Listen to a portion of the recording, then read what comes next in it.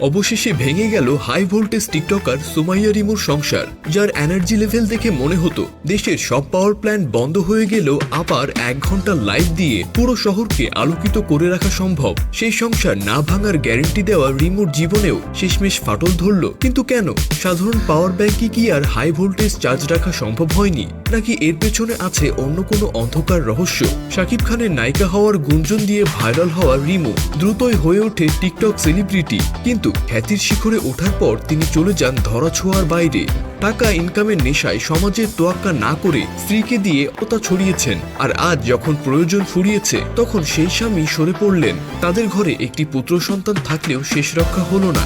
সম্প্রতি এক গণমাধ্যমের আলোচনা আড্ডায় তিনি জানান মোটা হওয়ার খুব শখ তার। উপস্থাপিকা তাকে বলেন 2-3টা বিয়ে করেন, তাহলে এমনিতেই মোটা হয়ে যাবেন। জবাবে রিমু জানান তিনি শুনেছেন বিয়ের পানি পেলে নাকি মানুষ মোটা হয়ে যায়, কিন্তু এই বিয়ের পানি কি জিনিস সেটা তিনি জানেন না। তবে রিমুকে নিয়ে যতই ট্রল হোক, তার আত্মবিশ্বাস কিন্তু নাসা লেভেলের। তিনি চোখে আঙুল দিয়ে দেখিয়ে দিয়েছেন আমাদের সমাজের নিষ্ঠুর বাস্তবতা।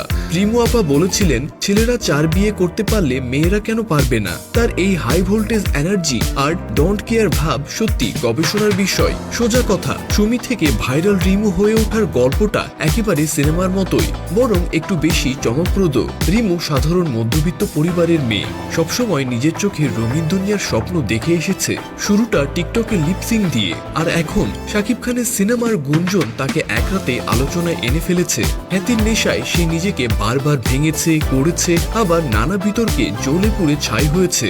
বাইরে থেকে হয়তো ঝকঝকে গ্ল্যামার, দামি গাড়ি, রিসোর্টে বিলাসিতা সবই চোখে পড়ে, কিন্তু দিন শেষে এই মেয়েটা যখন একা ঘরে ফেরেন তখন তার খবর নেওয়ার কেউ থাকে না। রিমুর জীবনটা যেন খোলা বই, প্রতিটা পাতায় উত্তেজনা, নাটক, ঝাঁকুনি, কিন্তু শেষের দিকে গিয়ে গল্পটা কেমন যেন বিষাদে ভরা নিঃসঙ্গতায় ডুবে থাকে। বিচ্ছেদ তো হলো, কিন্তু প্রশ্ন থেকেই যায়। তো ভিউয়ার্স, আপনাদের কি মনে হয় রিমু আপার এই হাই ভোল্টেজ এনার্জি কি আসলে সাধারণ সংসারে মানানসই নয়? আপনার মতামত অবশ্যই কমেন্ট বক্সে জানাবেন, আর আমাদের পেজটিকে ফলো করতে ভুলবেন না। কথা হচ্ছে নেক্সট কোনো ভিডিওতে।